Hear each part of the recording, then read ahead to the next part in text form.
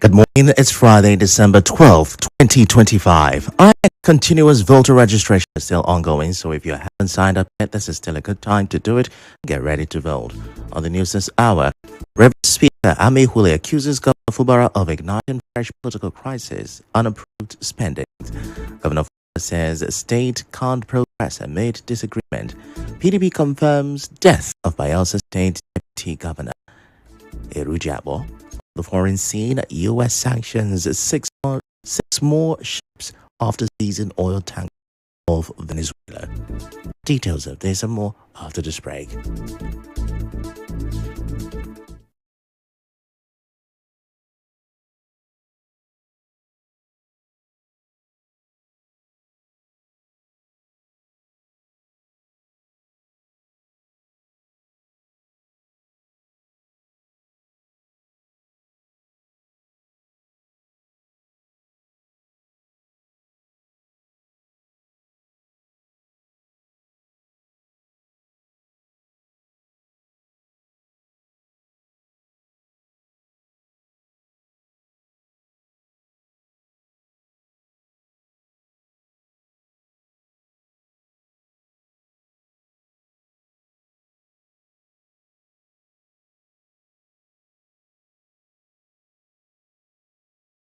With the news, now a fresh political crisis seems to be looming in River State.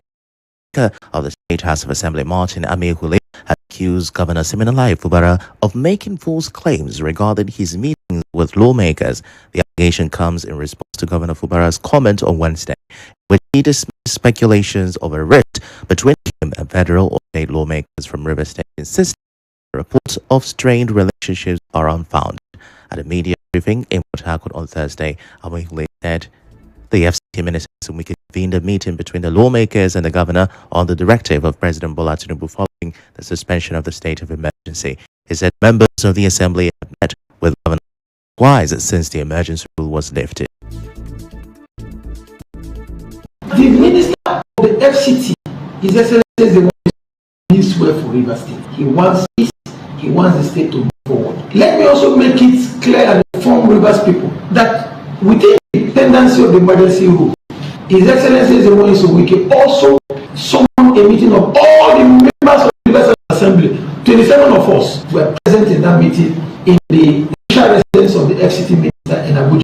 The governor was in that meeting. The governor sat with us. We had a meeting with the governor. All the members present were so shocked hearing the governor saying that no meeting had been called.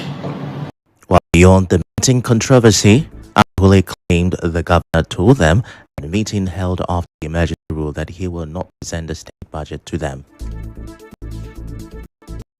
The governor has not come to us to tell us to present the budget of the state. He hasn't. In 2024, he spent with that appropriation law. In 2025, he was spending. Emergency rule was declared. Even after the emergency rule, we discussed with the meeting, say, look, make your budget so that we can take care of all you intend to do for the remaining part of 2025. There in that meeting, the governor told us blatantly that he was not it. Well, the River State House of Assembly Speaker also accused Governor Fubara of spending River State funds without approval and awarding contracts to his allies, including people he accused of burning down the Assembly complex. In September, when we met with the governor, the governor has been spending without our approval, awarding contracts to his cronies, particularly those who masterminded the burning of the River State Assembly, awarding contracts to them, and they celebrated it on social media, mocking us that they've been rewarded for burning down the River State Assembly. The governor does not seek the approval of the River State Assembly to spend. He has been spending from his strong pockets. We decided to stay calm and hope that the needful will be done, because River people are yearning for progress. But Governor Fubara has maintained a different position. Speaking during the commissioning of the extended generalized holder Omok Road on Wednesday, the governor said all his effort to meet with members of the National and State Assembly had been frustrated. He dismissed insinuations that he refused to meet the demands of lawmakers, explaining that the FCT minister had yet to arrange the agreed meeting. I personally do not have any disagreement or any anger anywhere with my members of the National Assembly. Even the state here made every effort to meet with them. But the wasn't for me to call them directly. It was for my leader, the minister, to arrange the meeting, which up to this hour, that meeting has not been fixed. So when people go about saying, I don't want to meet them, I don't want to meet their demand, that is pure lie. I don't have any reason to do that. Meanwhile, despite growing political tension, Governor Siminalayi Fubara has promised to do everything required of him. Everything required of him to let peace reign in the state. Fubara, who spoke on Thursday while inaugurating the 10.7-kilometer Eweda road by his administration, insisted that the state cannot make progress without peace. He also promised all groups to ensure the re-election of President Bola Tinubu. My plea will continue to be everyone should try to maintain peace. We will not develop our place in an atmosphere of disunity. Progress will not come to our people when there is disagreement, fighting. Everyone will love this state.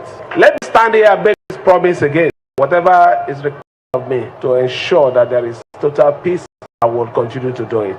We will support every other group to ensure that we deliver for Mr. President come 2027. Governor Fubara also promised to ensure that development gets across all parts of the state. He said he will remain focused in the face of tribulation. Let me also promise the good people of Rivers State, development will get to every corner of the state. We will make sure that we touch every part of the state. It is our promise today, and we will live for that promise. So we're here to tell the world, to tell everyone that even in the face of our tribulation, we are still focused on delivering the dividends of democracy. We will continue to serve our people with respect and honor. Also speaking at the inauguration, the Permanent Secretary, River State Ministry of Works, Austin Ezekiel Hart, says the 12-kilometer Muonyili road will help improve the economy of Ikwere and Emoha local government areas. Now, he said, will quicken movement of goods and service from Ahoda East, West, and Obwa Ememandoni local government areas in Port Harcourt into Port Harcourt. This road was awarded fresh by His Excellency from beginning to the end. The road will help those who are from Ahoda West, East, and Onega. While going to Owerri, they will just come here and they hit Omerelu. And for the economy of both LGAs, there will be more street and other things here. Our correspondent reports that those who attended the event include the Deputy Governor, Professor Ngozi Odu, the President General of the Ohaneze Ndiwo, Azota Mbata, Chairman of Emoha and Ikwere local government areas, among many other dignitaries. And now the Chairman of Ikwere local government area, Charles Mobo, is welcoming Governor Siminalayi Fubara and his entourage to Ikwere for the flag off of the construction of the Bypass Airport Toll Gate project, as well as the commissioning of the Ikwere-Iguruta Airport Road. The event is scheduled for 10 a.m. today, Friday, December 12, 2025, at the Port Harcourt International Airport, Omagwa. In a statement, Wobo urged residents and the people of Ikwere to turn out en masse to give the governor a rousing welcome. In another development, as Christmas draws closer, some civil servants in River State have expressed optimism that Governor Siminalayi Fubara will pay workers bonus. Well, recall that workers received 100,000 naira bonus and 50 kg bags of rice in 2024. Speaking in an interview with correspondent Nabiwala, they said Governor Fubara has been workers friendly despite political distraction in the state. They also shared how last year's bonus helped them celebrate Christmas in grand style. Yes, I'm sure that the governor will give us bonus this year that will help us enjoy our Christmas, irrespective of the shakings that are shaking him. Even though we are being paid, most of us, the salary was not enough, but with that one, it goes a long way. It was helpful, and we are expecting it. We are praying that God should touch his heart also, that he will pay us this year again, so that we'll celebrate again. A good man is always a good man, despite the political crisis. He did it last year. It wasn't politics. He has been civil services. Let's take a short break now. When we return, EFCC files charges against former minister Ngigi. To stay with us.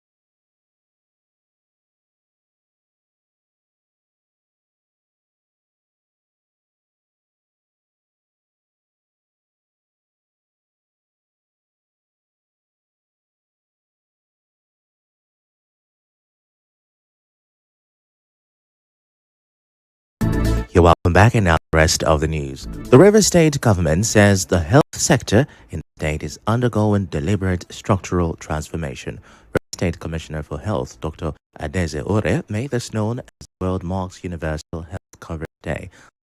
Said Governor Simonalai Fubara, no resident should be denied care because of cost, distance, or circumstance. Through RIFCHIP, families now have access to accredited health facilities offering essential services, outpatient and inpatient care, emergency and referral services, maternal, newborn and child health, preventive care, financial protection from catastrophic health expenses. This is our universal health coverage engine, ensuring that market traders, artisans, civil servants, students, farmers, private sector workers, and the most vulnerable are not left behind. Ore advised Rivers residents to enroll in the River State Contributory Health Protection Program, saying it is operational and functional.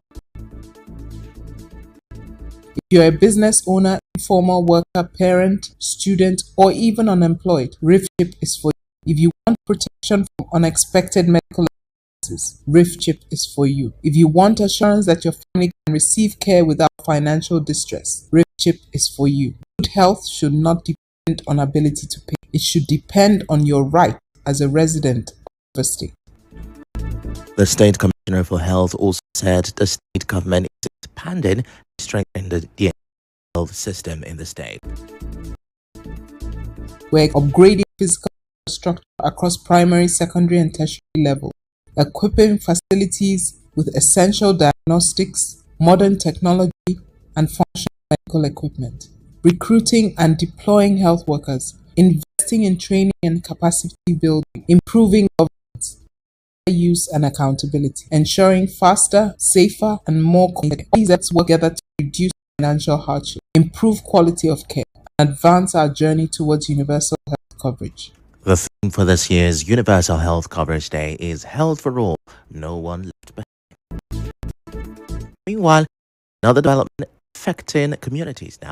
The River State chairman of the National Association of Cattle Dealers, Processors and Marketers of Nigeria, God's Power, Winnie Amadi, said real peace between farmers and herders will only come when communities, local government chairmen, and traditional rulers work closely with the association.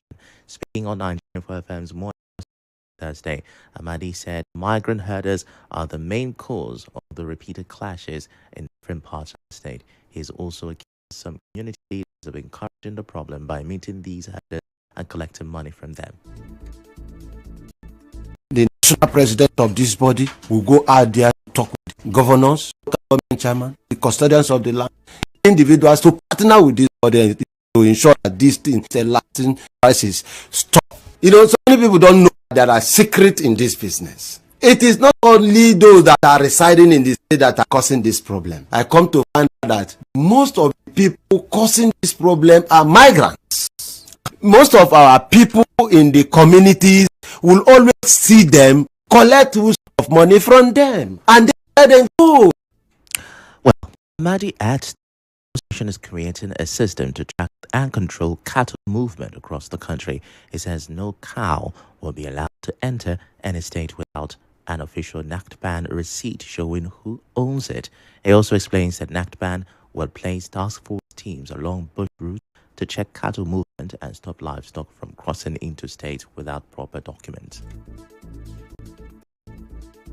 And all these things about NACTBAN is coming to check it. If we truly give them that space to work, do their work, as President has said. And as a matter of fact, the time that this body is setting so that these things are being checkmated is that no cat will cross any state without having the bill of NACTBAN or the law enforcement agencies. We know the tracks. And those tracks is where we are going to checkmate by the time we put up our task force over there. That will state where you are going, the owner of the cattle. And now to legal matters. The Economic and Financial Crimes Commission has filed an 8-count charge against the former Minister of Labour and Productivity, Chris Ngige. A copy of the charge reports that the former minister will be arraigned today, Friday, at the FCT High Court in Guadalajara, Abuja, in the charge dated October 31st and filed by Senior Advocate of Nigeria, Silvanus Tahir, and 5 other lawyers on behalf of the EFCC. The anti-graft agency alleged that Ngige used his position as a former minister to confer undue advantage by awarding different contracts to his associates and different companies believed to be owned by him.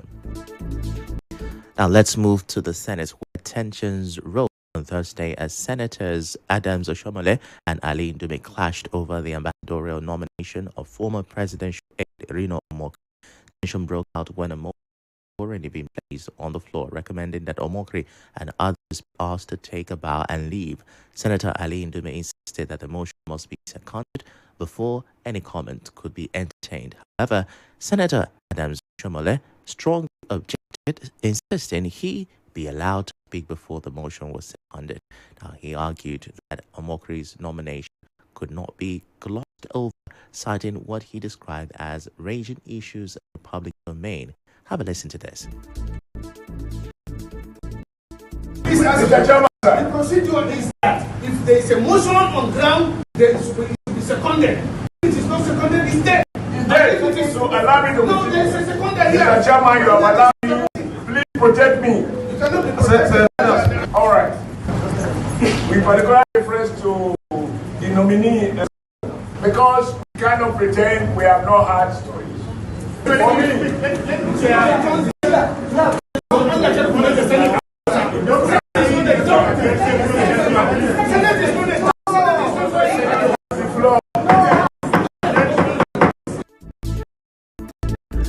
And now, on a sad note, PDP has confirmed the death of Bayelsa State Deputy Governor Lawrence on Thursday. Anxiety had mounted earlier in the day over the Deputy Governor's health after reports emerged that he had collapsed. Confirming his passing in a statement on Thursday night, the Tanimu Turaki-led PDP, through its National Publicity Secretary, Ini Memobong, described the news as shocking. The Bayelsa State government is yet to issue an official statement regarding the Deputy Governor's death. We go on a short commercial break. When we come back, we'll wrap up news.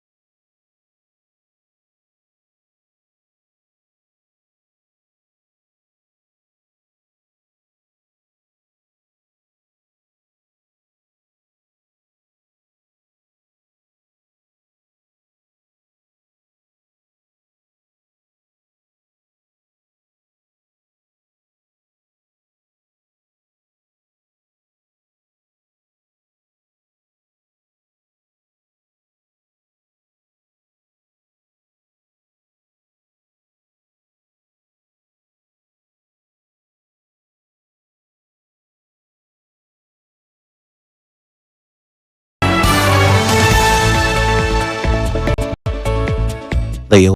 imposed fresh sanctions on small ships said to be carrying Venezuelan oil a day after seizing a tanker off the country's coast. Sanctions have also been placed on some of Venezuelan President Nicolas Maduro's relatives and businesses associated with what Washington calls his illegitimate regime. White House Press Secretary Caroline Leavitt told reporters the seized vessel, called the Skipper, had been involved in illicit oil shipping and will be taken to American port. Caracas has described it as an act of international piracy. On the news this morning, you heard Rivers State House of Assembly Speaker Muonyili has accused Governor Fubara of igniting fresh political crisis and improved spending. We also told you that Governor Fubara says the state cannot progress amid disagreement. You also heard the PDP has confirmed the death of Bayelsa State Deputy Governor Ifechukwu. Foreign scene, the U.S. has sanctioned 6 more ships after seizing oil tanker of Venezuela. The news was edited by Maha Okere. To read the news team, send an SMS or WhatsApp to 0808 721 7215. I'm Ifechukwu Muonyili. Many thanks for listening.